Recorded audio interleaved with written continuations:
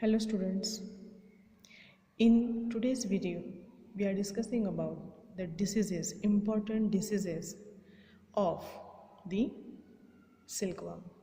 Actually the silkworm we call specifically the Bombyx mori, which is the domesticated species. And as we are domesticated them means what? They are economically important to us, as we get the raw silk material from them and we are interested in the raw silk. But those silkworms, they also suffer from different type of diseases. For example, the protozoan diseases. So here the protozoan diseases means the disease which is caused by protozoa. So protozoa, they are unicellular organisms, and those unicellular organisms, they cause the specific disease in silkworm larva. So we called it as the protozoan disease. The first protozoan disease, that is known as pebrine. See, this disease is in Hindi, it is also known as kata, and it was first observed in 1845 in France. The larvae specifically, they suffer from the pebrine disease. Means these protozoa, they attacked on specifically the larva. The infected larvae, which are appear dark pepper-like black spots which are present on the body. So means what? Specifically the larvae suffer from the pebrine disease. So the protozoan disease is known as pebrine. The name of the disease is pebrine. Who is the pathogen? See, pathogen means what? The disease causing agent. थोडक्यात मराठीमध्ये आपण ज्याला असं म्हणतो की पॅथोजेन म्हणजे असा organism ज्याच्यामुळे हा पेब्राइन डिसीज होतो किंवा कोणताही डिसीज होतो. मग डिसीज कॉजिंग ऑर्गॅनिझम जो असतो त्याला आपण म्हणतो पॅथोजेन. मग disease causing organism, that is known as pathogen. So organism which is either protozoa, which is either fungus, which is either bacteria, or it is a virus or anything chemical, some chemical artificial agents are also there. Okay, now the organism specifically who causes the diseases, we call them as the pathogen. So the pebrine is a disease which is caused by the pathogen. We called it as the Nosema bombycis. Nosema bombycis is the scientific name of the protozoa which is responsible for causing the pebrine disease in the larva of silkworm. See, the Nosema bombycis is the scientific name of the protozoa. म्हणजे कोणता protozoa? तर त्या प्रोटोझोआचे नाव आहे Nosema bombycis. See, the name of the species bombycis is depend on, or it is correlate with the name of host.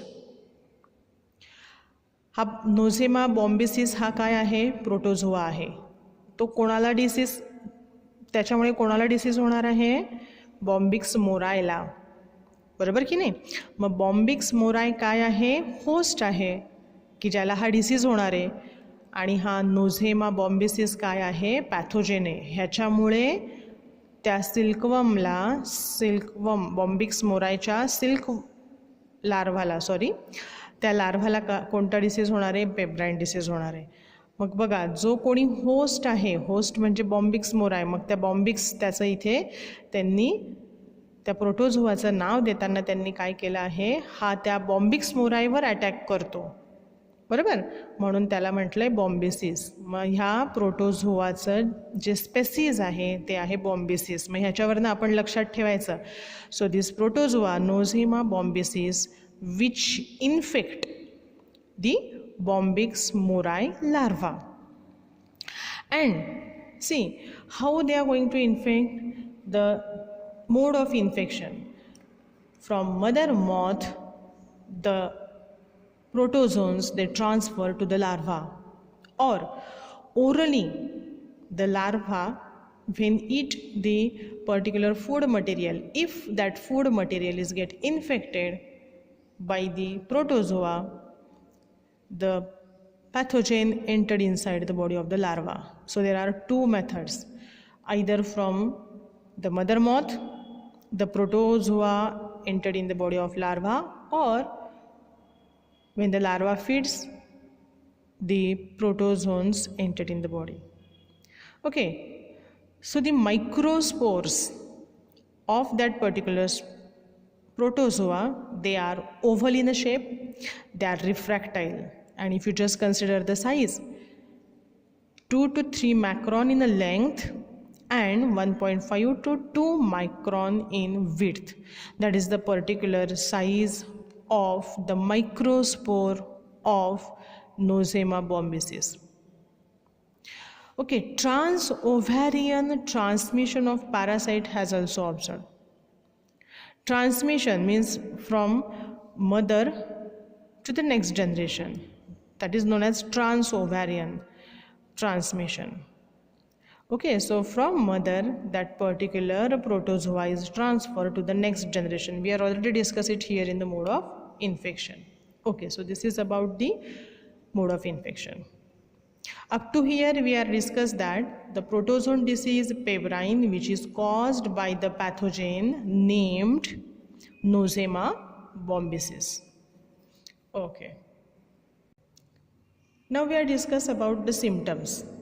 See, when the pathogen entered inside the body of the larva, which type of symptoms are observed in the larva? So there are certain symptoms. For example, see, the infected larva, they shows black spots. They are resembling paper sprinkled all over the integument. Integument means skin. मग त्याच्या larva असतात, त्या लार्वांची जी skin असते तिच्यावर black कलरचे spot येतात आणि ते असं काही ब्लॅक पेपर असं त्याच्यावर स्प्रिंकल केलं आहे पूर्ण स्किनवर असं वाटतं. So that is known as sprinkling. Okay, larva become milky white in a color and which is become unequal in a size. It becomes sluggishness, it shows very slow movement, and the larva shows irregular growth if the larva is get infected. Okay, so the infected larva, color of the body changes, milky white color, size also become unequal, the growth, irregular growth is there, the larvas become sluggish. Okay, if suppose the larva is able to turn into the or able to pupate, then the infected pupa, they are heavier and the cocoons are flimsy, means they are not normal. The structure of cocoon altered. Then if suppose the moths are emerges from such an infected pupa, the moths are with deformed structure. Deformed structure means what? The structure which is not normal, and it includes small wings as well as the distorted antenna. So try to understand, students, that if the larva get infected, the structure changes. Still the larva is get converted into pupa, the structure of the pupa changes. Infected pupa is different and a normal pupa is different. And if the pupa is able to convert itself into the next, that is the moth, adult moth, the adults are with small wing and distorted antenna. म्हणजे जरी त्यांची death झाली नाही तरी काय होणार आहे बघा, larva, pupa आणि मॉथ ह्या पुढच्या स्टेजेस आहेत बघा. जर लार्वा इन्फेक्ट झाली तर त्याच्यात हे सिम्पटम, प्युपा इन्फेक्टेड असेल तर ककून फिल्मसी होतो किंवा ते हेवियर असतात, आणि जर अशा इन्फेक्टेड प्युपामधनं जर मॉथ इमर्ज आउट झाला तर त्यांचे विंग्स छोटे असतात as compared with the normal silk moth and distorted antenna. त्यांचे अँटिनासुद्धा डिफरंट असतात. Eggs are laid by the infected moths. They are very irregular. if suppose the adult moth is get infected by the nosema bombyces, and if that female means infected female moth laid the eggs are irregular. Now see, whatever the cocoons we get here, if the larva is get infected and still it is responsive, still it is convert itself into the pupa, the cocoon form, and that cocoon, which cocoon means outermost covering, okay, and which is made up of silk material, but that actually silk is also inferior. Why? Because the strength and the uniformity of the silk changes. So the diseased larva means the larva who suffer from pebrine disease, though they are able to produce as the cocoon, but the silk quality is not of good. The silk is also inferior. कमी क्वालिटीचा आपण ज्याला म्हणतो असं silk तयार होतं ते. And why we call it as a inferior? As the strength and the uniformity of the silk changes as compared to the normal silk.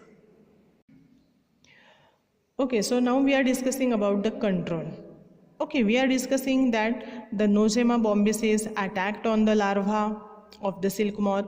The larva, sometime pupa, adult, they suffer from the pebrine disease.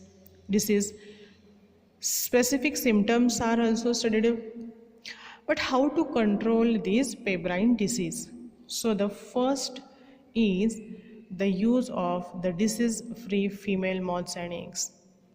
See, initially when we are purchase the eggs, we have to select the healthy eggs, and the disease-free female moth must be used for the process of egg laying. If the female is disease-free, it is not possible to produce the diseased egg. Means healthy female produces healthy eggs. So this is the first control measure. If we have to avoid the entry of the pebrine disease in our sericulture unit, we are going to select the eggs which are healthy and which are disease-free eggs, and it is must that the female also disease-free. Okay, the second control measure is that we have to sterilize our rearing house, our equipments, the eggs,